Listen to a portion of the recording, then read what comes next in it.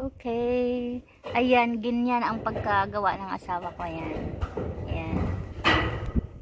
Ayan siya guys. Ganito yung pagpako niya. Ini-screw yan. Ayan. Ayan na siya. Okay. Hindi ko siya nabidyohan kung paano siya nag-screw kanina. Ayan. Papalahin na naman niya yan. Can I feel the sun on that hand? You certainly can. Yeah, okay, I'm going to do it. Good.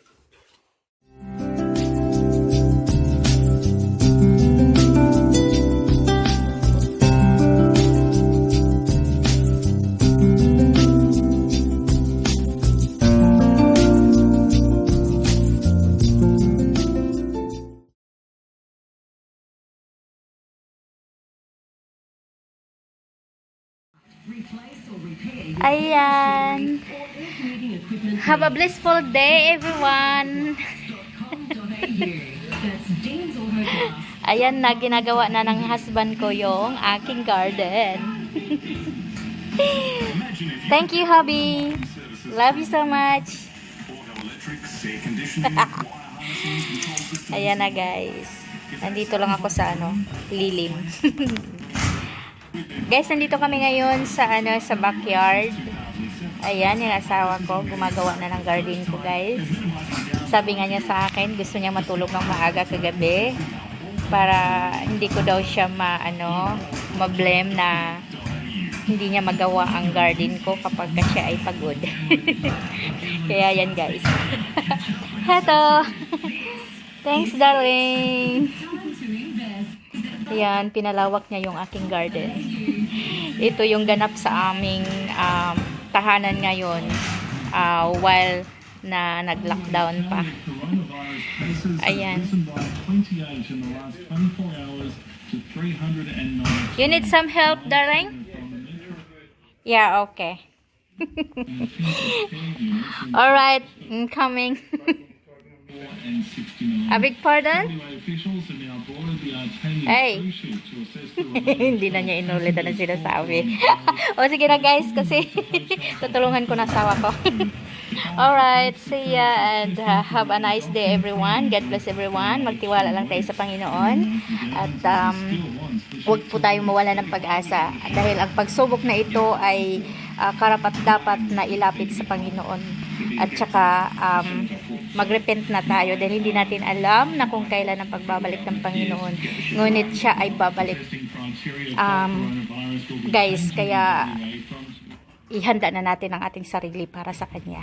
Alright? Repent to the Lord and keep on praying, everyone. Yan lang po ang masasabi ko sa inyo. Dahil ang Panginoon ay siya ang tanging makapagligtas lamang sa atin. Siya ay si Jesucristo. Alright, guys. Have a nice day. God bless. Alright. See ya.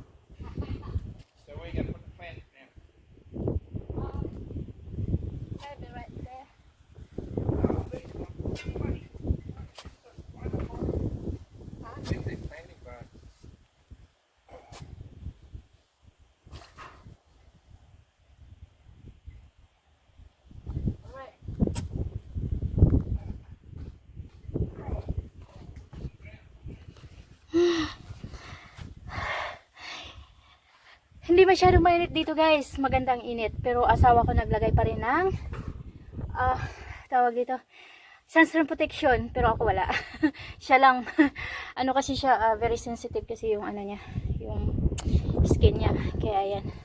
Kailangan niya ng sunscreen protection. Kailangan niya ng sombrero. Ako wala. Ganito lang. Ito lang kailangan ko guys.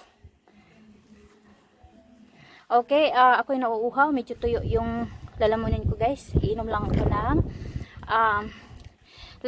hot lemon tea. Okay? Okay guys. See you, I'll be back.